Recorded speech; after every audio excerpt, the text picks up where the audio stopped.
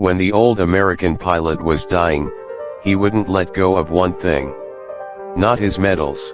Not his documents. But a worn, yellowed photograph of two Chinese boys. The nurses in the small American hospital didn't understand a word of Chinese, but they heard him repeat the same thing, over and over, in a trembling voice. They came from the future. Two children, from the future. In the photo, the boys looked 12, maybe 13, but the date scribbled on the back said, 1941. That was the last thing he held before he died. And this is the story behind that photograph. In 1941, during the war in Asia, an American transport plane was flying over the mountains of Yunnan, China. On board were several American pilots and one Chinese translator from Yunnan, a man named Jiang Ping. They were part of the Flying Tigers, American volunteer pilots who came to help China fight the Japanese. That day, their plane never reached its destination.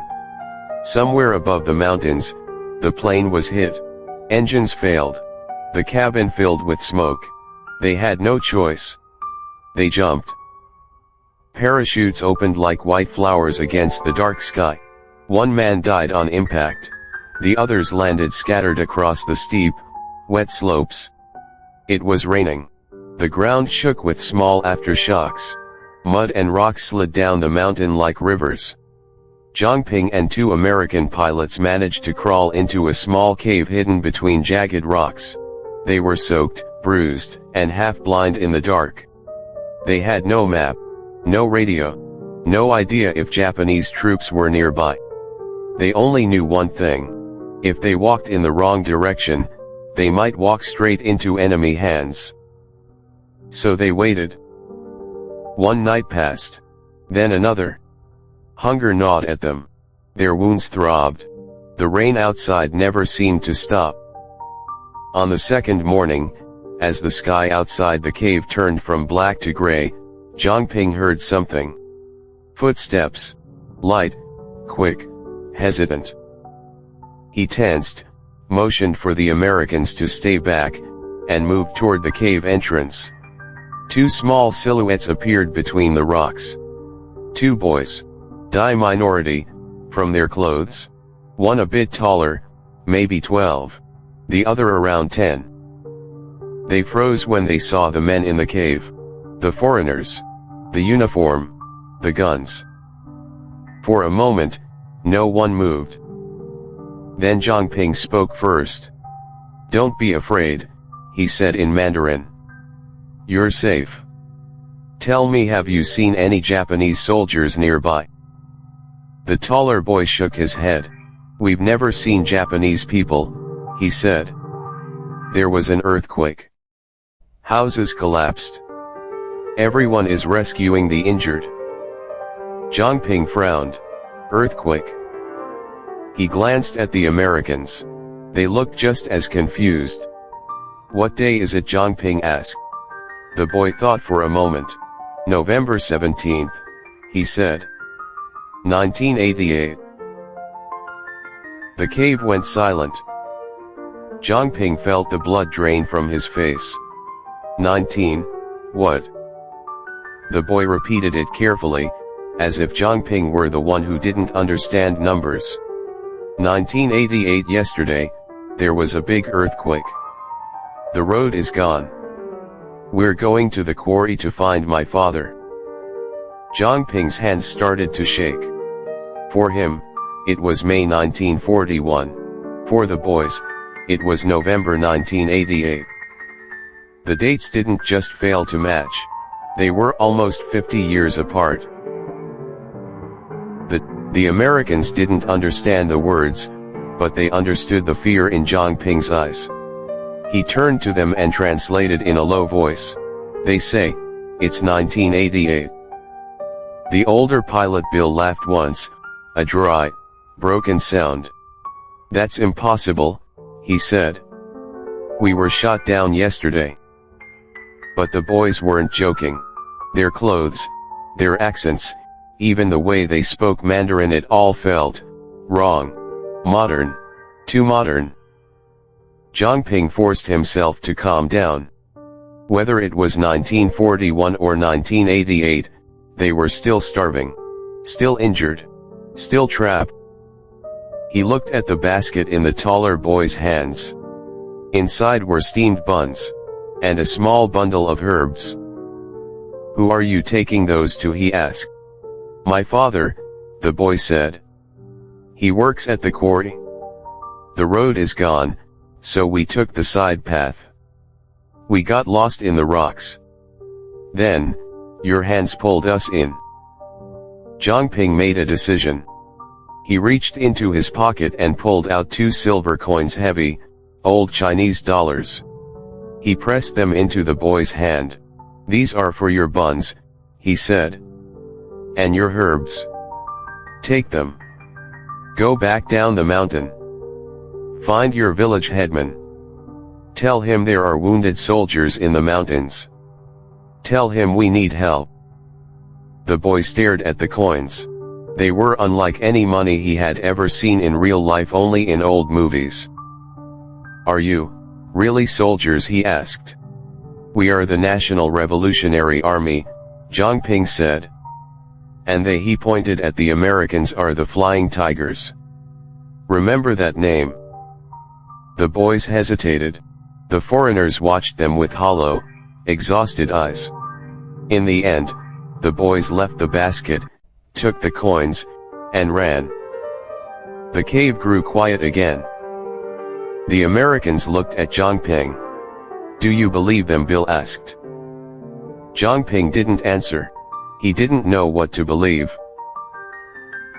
Down the mountain, in 1988, 2 boys burst into a small Dai village, shouting about foreigners in a cave, about soldiers, about old coins. No one believed them. Hanyu's mother slapped him for making up stories when his father might be lying injured somewhere. But when she saw the coins, her anger faltered. They were real, cold, heavy, old. Too old.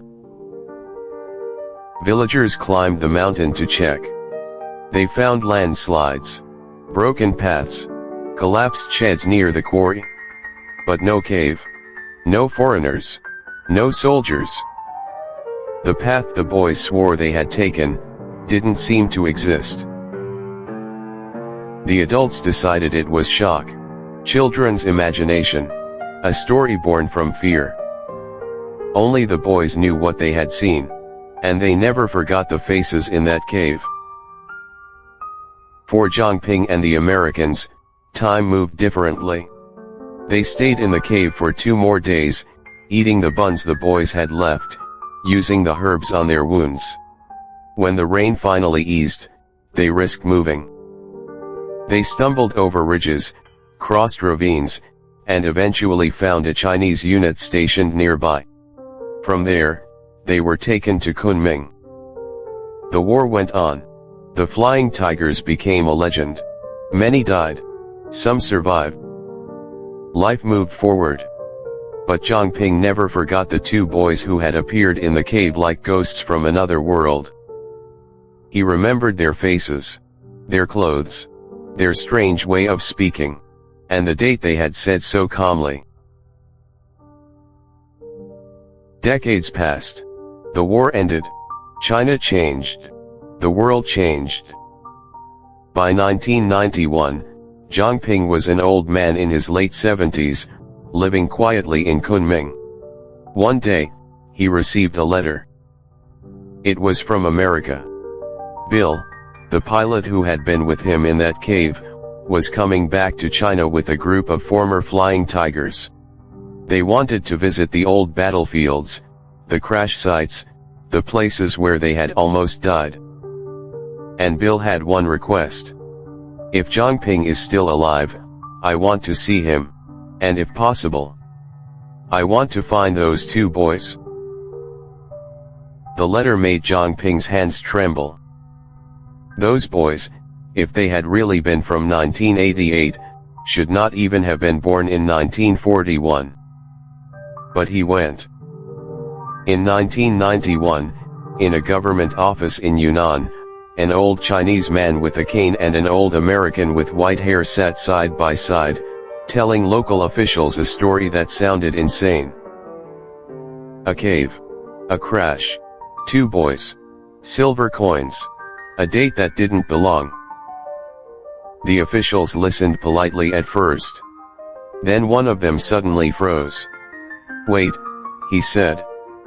In 1988, after the big earthquake, there were 2 boys from a Dai village who said they met foreigners in a cave.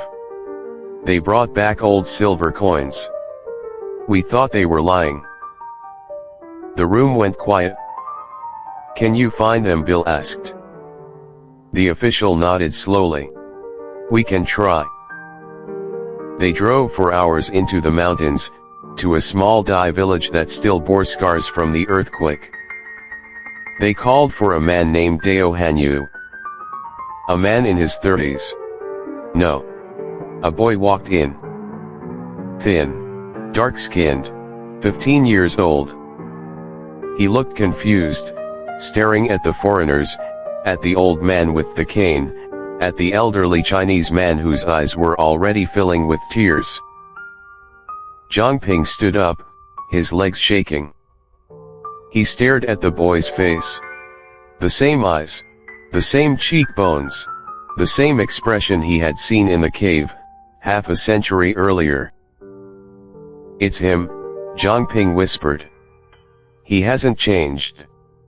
He looks exactly like he did, 50 years ago." Bill's hands trembled. He reached into his pocket and pulled out something he had carried for decades. A photograph. 2 boys, standing awkwardly near the entrance of a cave, holding a basket. The picture was old, grainy, but their faces were clear.